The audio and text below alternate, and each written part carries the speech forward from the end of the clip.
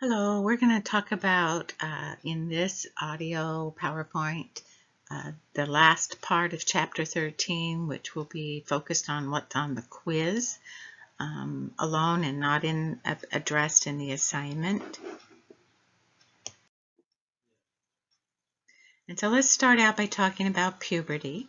And this is the period where hormonal changes happen, during which the sexual organs mature. And this begins at about age 8 and that's an adrenal arc. It continues with the gonad arc at ages 10 to 12. And gonads produce higher levels of androgens and estrogens. And then the whole system, which is a hypothalamic pituitary gonadal axis, or HPG. And so across different cultures, things happen in regards to puberty. So Jewish families mark their son's 13th birthday with a bar mitzvah ceremony and celebration. Latin American girl is celebrating her quinceañera with a mass and party in honor of her 15th birthday and her transition from childhood to adulthood. And then kind of a lower percentage culture, these Amish adolescents are experiencing Rumspringa, which is a time of more freedom that ends with a personal choice of baptism into their church or leaving the community altogether. So those are different cultural interpretations of puberty. And so let's look at that hormonal process in puberty. So here we have the adrenal arc, the gonad arc, and the hypothalamus process. And this all starts out with the pituitary gland releasing hormones including the follicle stimulating hormones and growth hormones. And then the adrenal gland secretes hormones that stimulate the ovaries and the testes. And then the ovaries and the testes produce small amounts of sex hormones, which results in increases in sexual attraction. And it also results in the development of secondary sex characteristics. And then as a result of the hypothalamus and the pituitary gland, the ovaries and the testes produce estrogens and androgens, which stimulate primary secondary characteristics, sex characteristics like egg maturation and sperm production.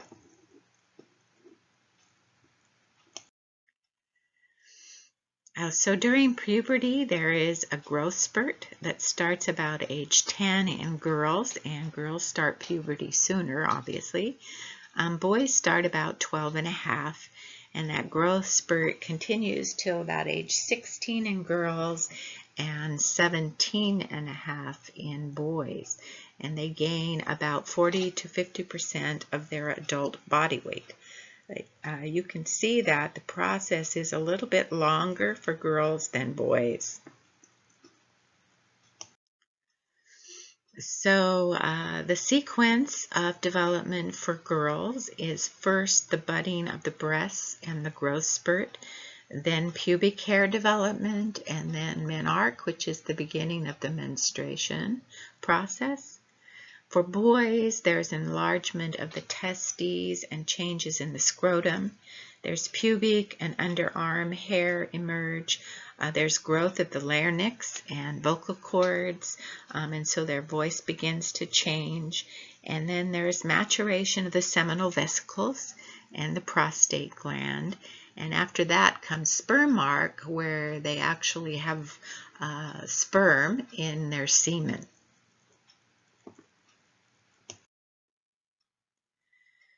So for girls, early puberty is associated with lots of negative outcomes, and part of it is because they look older than they really are, and so they may get involved in situations where they're less able to cope with the outcomes and less able to solve problems or avoid taking risks. Late maturing girls have fewer problems. Early maturing boys, on the other hand, have advantages compared to on-time boys because they're bigger, they're stronger, and that results in having more power and influence. And the most negative outcome for boys is being late maturing. So for girls, late maturing has less problems. For boys, it has more problems.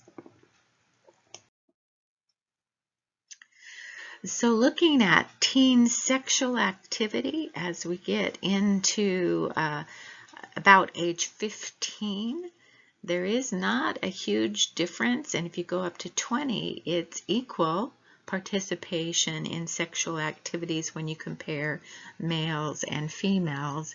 And going up to age 20, about 70, maybe 75% are, close to 75% are sexually active.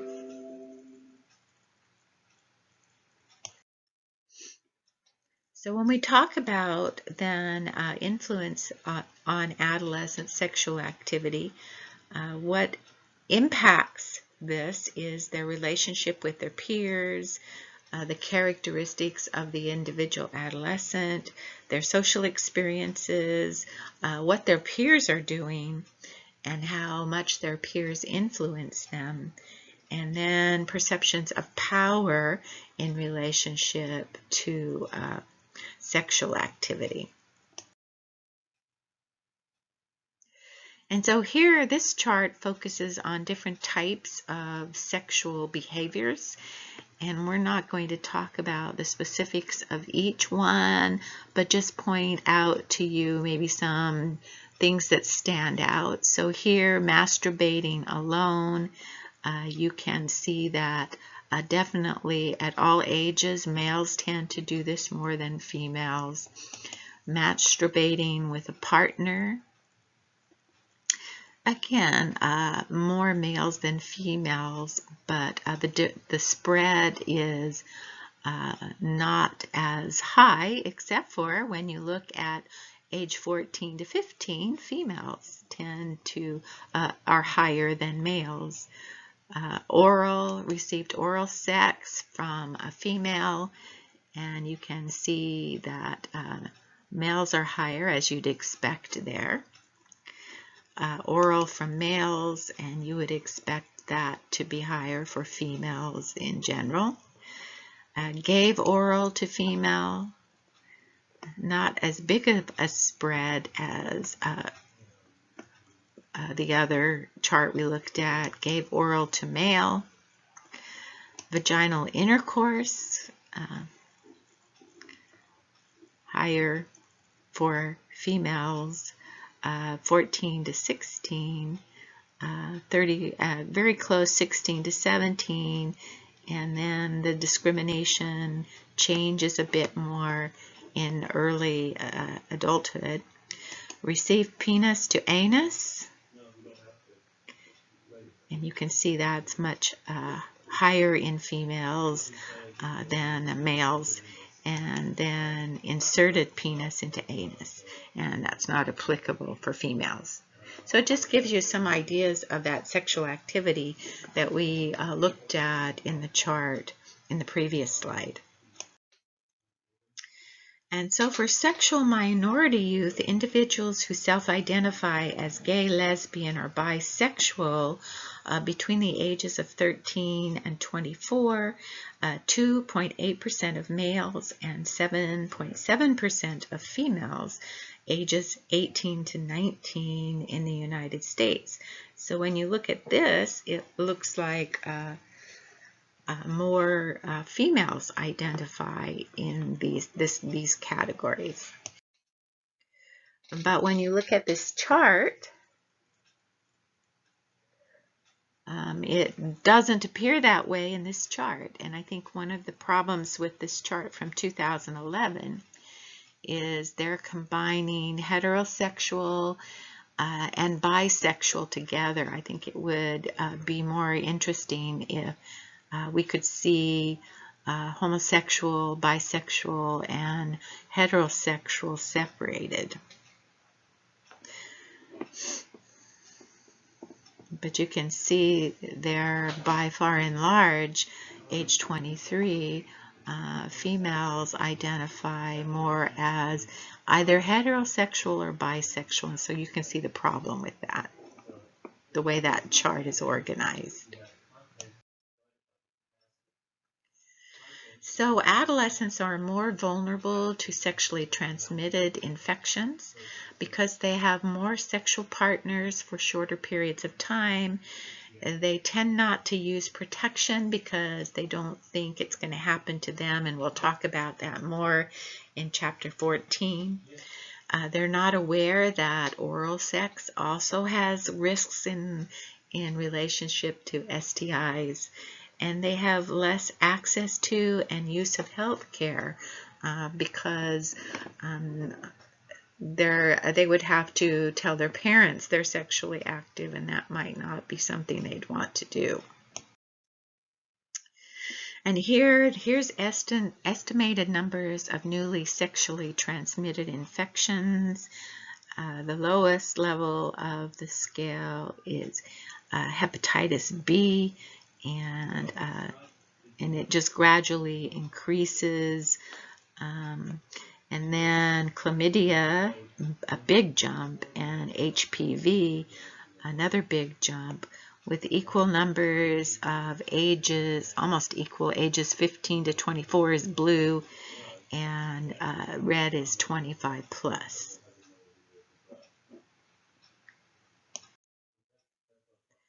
So causes, symptoms, and consequences. So here, HIV and AIDS, looking at treatment. Something that we should point out in regards to this is there are no symptoms for 6 to 8 years, and there's no cure, although there are drug cocktails that can reduce symptoms. For chlamydia, it's a bacteria, and there are antibiotics. Human papillomavirus, this is the HPV we saw in the chart before this. These are visible warts, and these can be removed, and there is a vaccine to prevent infection in women for some strains, but not all. Gonorrhea is a bacteria, and we can use antibiotics for that. Herpes simplex is a virus, and there's no cure, but antivirals can shorten the outbreaks. Syphilis, again, is a bacteria, and we can use antibiotics for this. The secondary stage of syphilis is the most dangerous. It can cause death after 5 to 20 years, and so you want to make sure that that's treated. Hepatitis B, that's caused by a virus, and there's no cure, but there are vaccines to prevent it, so it's a good idea to get the Hep B immunization. And then the last one is caused by a protozoa, and you can use an antimicrobial medical treatment.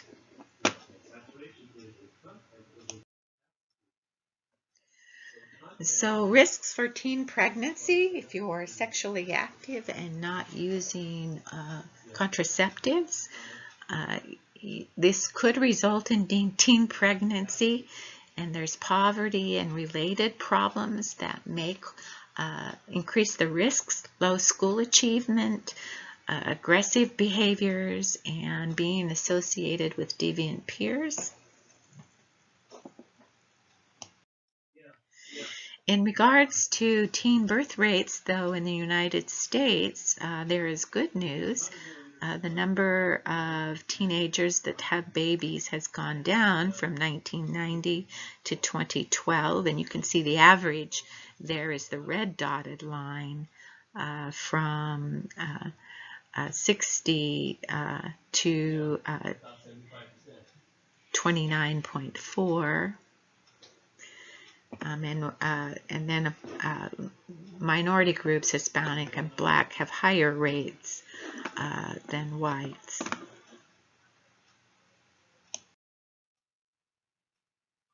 So when we come to sex education then, abstinence-only education, this teaches adolescents to abstain from sexual activity.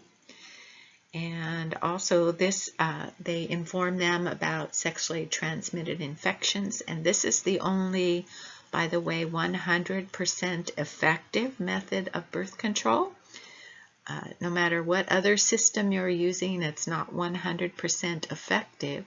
So making decisions in regards to your sexuality, keep in mind you might create a new individual. So it's not just affecting you personally, but you may create a new person that deals with the consequences of that decision.